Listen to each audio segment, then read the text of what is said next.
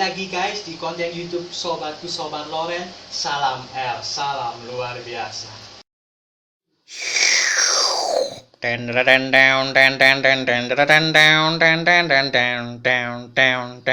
This is the one and only. Sebenarnya aku nggak mau sih buat konten tentang ya yang sekarang lagi viral, yaitu tentang COVID-19, yaitu virus corona. Sebenarnya aku nggak begitu ahli sih buat konten tentang virus corona ini, tapi banyak yang nge-DM dan banyak temenku yang ngasih saran gitu loh buat bikin konten tentang virus corona ini. Jadi aku kan ngebahas beberapa hal penting yang menjadi keresahanku akhir-akhir ini perihal tentang COVID-19. Mungkin ada kurangannya juga, makanya nanti kalau misalnya aku ada salah atau kurangnya silahkan kalian tulis di kolom komentar ya. Oke, jadi kita akan bahas tentang COVID-19 terlebih dahulu. Jadi virus corona ini sebenarnya berawal dari daerah Wuhan yang berada di negara Cina. Dan COVID-19 atau virus corona ini tipe penyakit yang sejenis sih, yang dampaknya itu hampir sama seperti penyakit MERS dan SARS gitu. Jadi benar-benar bahaya. Dan virus corona ini menyerang daya tahan tubuh orang-orang yang dijangkitinya. Sebenarnya sih setahu yang aku baca, pertama kali di Indonesia itu nggak ada orang yang terjangkit gitu loh. Jadi waktu itu Indonesia itu bersih loh dari virus corona, dan katanya itu banyak berita di TV itu katanya kita sudah memakai alat pendeteksi itu yang ada di Amerika gitu, yang berasal dari Amerika gitu, dan Indonesia nggak kena satupun gitu loh. Terus ada di salah satu berita itu pihak WHO, Badan Kesehatan Dunia itu nggak percaya gitu loh, kok ketika semua negara itu terinfeksi oleh virus corona, kenapa kok Indonesia bisa enggak gitu loh. Dan berawal dari situ lama kelamaan timbullah sebuah kasus virus corona di Indonesia gitu. Langsung kan kita kayak kaget loh, karena kemarin nggak ada, tapi sekarang kok tiba-tiba ada gitu. Dan itu pertama berawal dari 2 orang, lalu menyebar 3, 5, 10.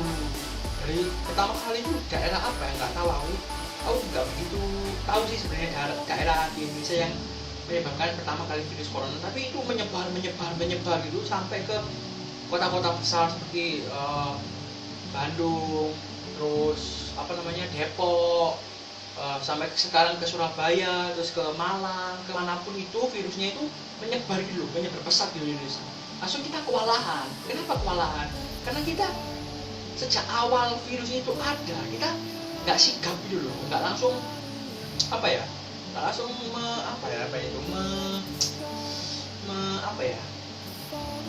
nggak ada prosedur pencegahan gitu loh, sehingga ketika virus itu sudah menginfeksi salah satu masyarakat Indonesia, itu menyebarnya langsung cepat gitu loh. Jadi seperti itu. Selain itu, virus ini juga semakin menyebar ke seluruh dunia ya. Dan yang paling parah kena dampaknya itu ada Italia yang aku tahu. Paling parah sih di sana gitu. Terus mulai menyebar ke London, terus menyebar ke Amerika Serikat, terus malah menyebar ke seluruh belahan dunia gitu loh, virus ini. Dan ini benar-benar virus yang mematikan gitu loh. Tapi dari yang aku dengar dari berita, virus ini bisa disembuhkan. Nggak sedikit dari mereka yang terkena virus ini dan bisa sembuh gitu. Walaupun ya banyak yang meninggal juga gitu loh. Oke, setelah membahas tentang COVID-19 sebelumnya, sekarang akan membahas tentang dampak yang diakibatkan oleh virus corona atau COVID-19 ini. Yang pertama akan bahas tentang dampaknya terhadap perekonomian gitu loh. Karena virus corona ini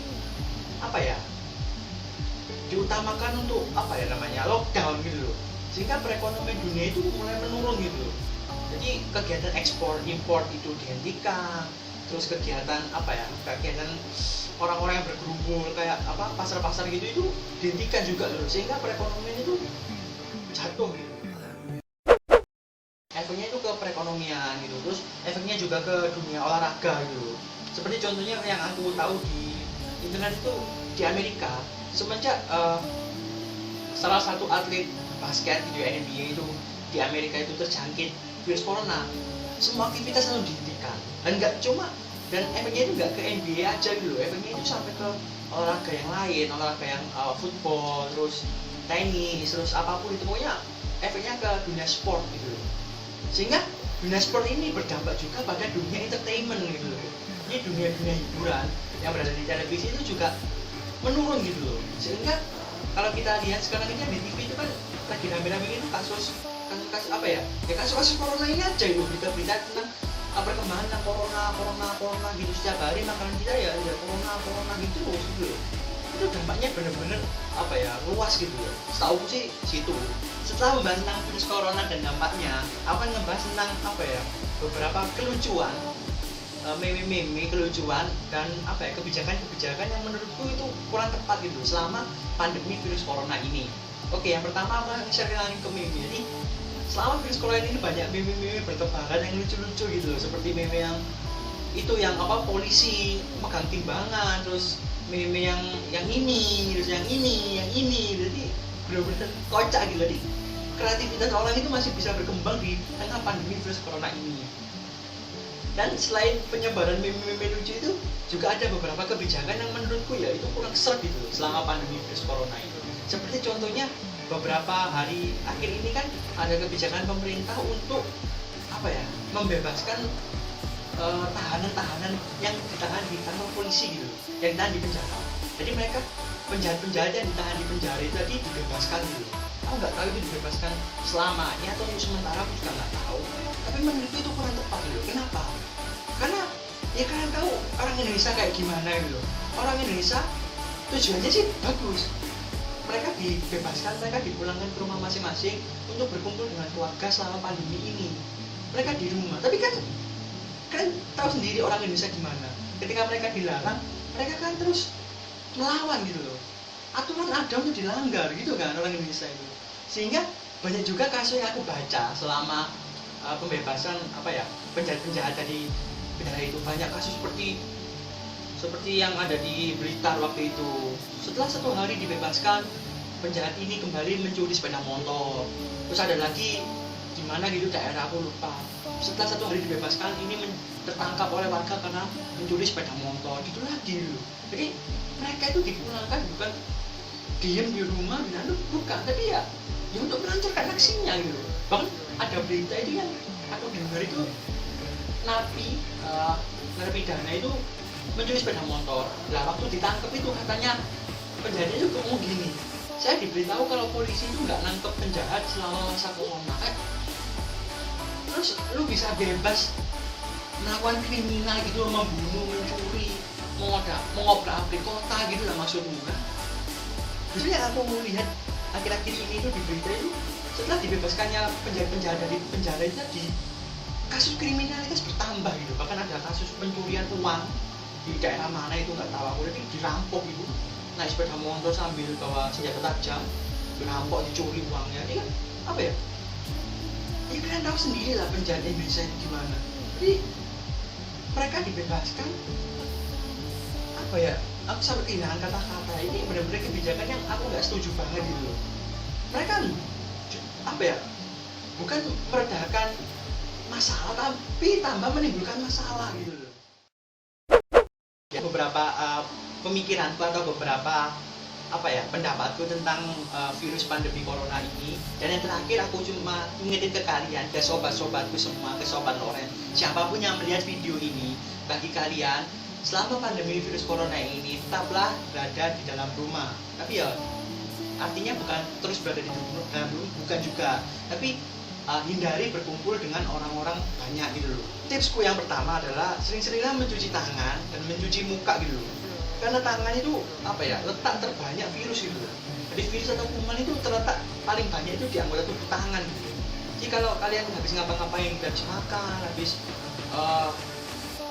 misalnya kalian jenuh, jalan-jalan keluar gitu, terus berjemur panas matahari, terus kalian hajat apa megang apa itu selalu setelah dan sebelum itu cuci tangan gitu loh. Dan hindari apa ya, berkerumun dengan orang banyak gitu. Kalau misalnya kalian benar-benar jenuh di dalam rumah, nggak apa-apa keluar gitu loh, misalnya jalan-jalan atau apa-apa, tapi jaga jarak gitu sama orang yang kalian nggak kenal atau orang yang kalian kenal itu. Jaga jarak gitu ya, minimal berapa ya, minimal 5 meteran lah gitu.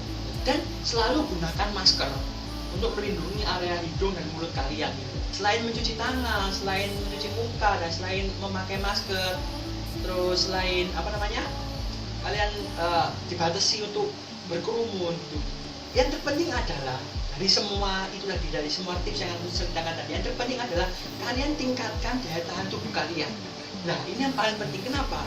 Karena virus, apapun itu virus atau kuman apapun, itu pasti akan kalah melawan daya tahan tubuh kalian yang kuat gitu. Nah, bagaimana caranya agar daya tahan tubuh kalian bisa kuat? Kalau menurutku sendiri ya, untuk membuat tubuhku kuat, yang pertama itu aku sering olahraga. Itu olahraga. Mungkin dari kalian kalau olahraga kan pagi gitu ya. Kenapa? Karena menghindari sinar matahari. Kalau aku enggak. Aku justru olahraga itu mencari sinar mataharinya. Jadi aku biasanya olahraga itu, kalau selama virus pandemi corona itu olahraganya itu jam 8. Enggak jam 8, jam 9 sampai jam 10. Ini 1 jam. Ya, jalan-jalan, jogging, pokoknya kena sinar matahari. Mulai dari jam 9 sampai jam 10. Ya panas, cuma enak gitu loh. Aku bagiku gitu. Jadi panasnya itu panas enak gitu loh. Karena itu juga meningkatkan daya tahan tubuh kalian gitu loh, sinar matahari itu. Dan itu nggak bayar gitu cuy. Itu free gitu loh. Ini bebas buat kalian. Yang kedua, selain berolahraga, aku juga makan makanan sehat dulu, kayak sayur-sayuran, buah-buahan gitu. Terus kalau bisa kalau bisa itu kalian hindari makanan-makanan seperti instan, makanan-makanan instan gitu kan. Apalagi makanan-makanan beli gitu. Melihat situasi seperti ini gitu. Hindari dulu makanan beli, lebih baik kalian masak sendiri atau makan makanan dari orang tua kalian.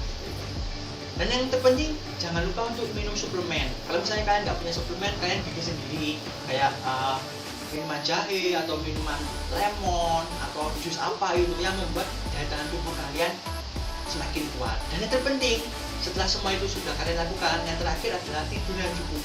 Toh kalian kan disuruh untuk di rumah aja gitu, hashtag di rumah aja.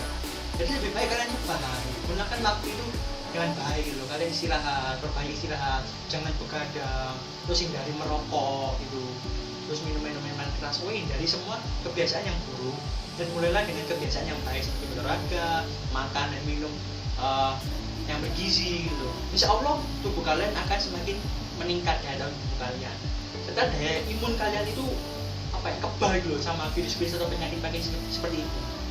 Jadi itu dulu beberapa tips dan pemikiranku tentang pandemi virus corona ini. Sebenarnya aku nggak mau cerita panjang lebar karena aku nggak begitu ahli dan mendalami tentang topik COVID-19 ini. Dan aku nggak mau kalian salah mengerti gitu, sehingga aku hanya nge-share beberapa yang aku tahu dan aku lihat di internet ataupun di TV. Jadi bagi kalian yang melihatku ada beberapa kesalahan, aku mohon maaf. Dan jika aku memang salah, silahkan aja tulis di kolom komentar. Dan jika kalian suka dengan video kali ini, silahkan klik like di bawah itu. Dan yang terpenting adalah kalian subscribe, karena dengan subscribe channel Sobat Loren ini, kalian turut mendukung perkembangan dan kemajuan dari YouTubeku ini. Oke, sekian dulu. Aku Angga Ramadan, sobatku Sobat Loren. Salam luar biasa.